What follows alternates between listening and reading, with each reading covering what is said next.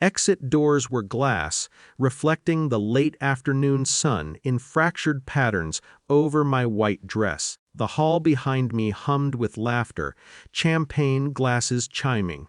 Everyone assumed I was walking into joy. I was walking into a strange kind of stillness. A hand touched mine, a USB, small, nondescript, and the voice, low, careful, almost conspiratorial. "Watch this at home without your new husband." I froze, the word without echoing more loudly in my mind than anywhere else. My fingers clenched around the tiny rectangle. The guard stepped back, eyes scanning the room, with a professional patience that made my stomach tighten. Authority, sudden and unyielding, but quiet. Should have waited. I should have left it for later. But the moment something in me snapped.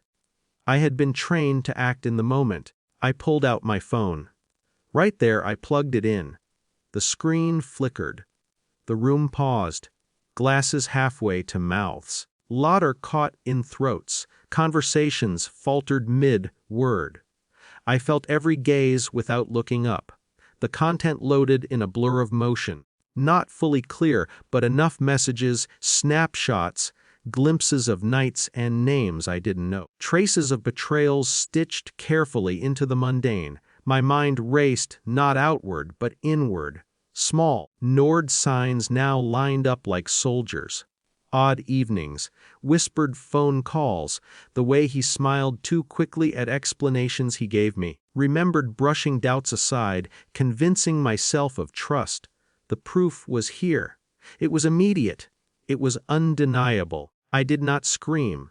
I did not cry. The security guard's eyes met mine.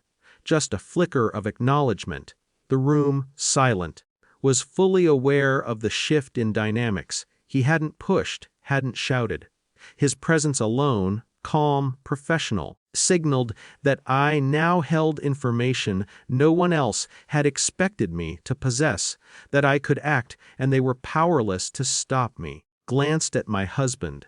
His face was a mask of confusion, eyes darting toward guests, looking for validation, solidarity, perhaps even control, but there was none to be found.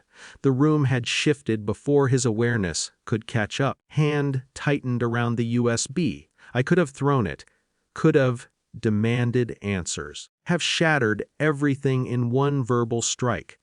But I didn't. I stepped aside. The crowd murmured, heads turned. Some tried to laugh it off, some whispered questions. I let the silence speak. The betrayal had been revealed, control had shifted, subtle but absolute. Memories flickered through me like broken films. The way he claimed he was late because of meetings that never happened, the hurried phone calls, the smiles that didn't reach his eyes. Ignored them, rationalized them. And now, proof sat in my hand. I did not confront. I did not reconcile. Simply walked toward a quieter corner, slipping past the now tense whispers. My dress swished against polished floors. Champagne splashed unnoticed as a glass tipped. The USB remained in my palm like a talisman, small but heavy with meaning. He followed, not too closely. Guests exchanged glances, reading the room as carefully as I did. The security guard's gaze lingered on the crowd for a moment longer, and then he disappeared into the periphery, his role done. Left with the weight of knowing, the strange clarity that comes with betrayal. No one celebrated me. No one judged me. Yet, the tension, the shift in power, the knowledge I now carried, it hung between us, dense and unspoken. Outside, the sun had dipped lower. Shadows stretched long and thin, like the lines tracing our unspoken truths. I held the USB in my pocket, and for the first time in months, maybe years, I felt fully awake, fully aware. But the path forward was invisible. The choice of action remained mine alone. The room behind me hummed on.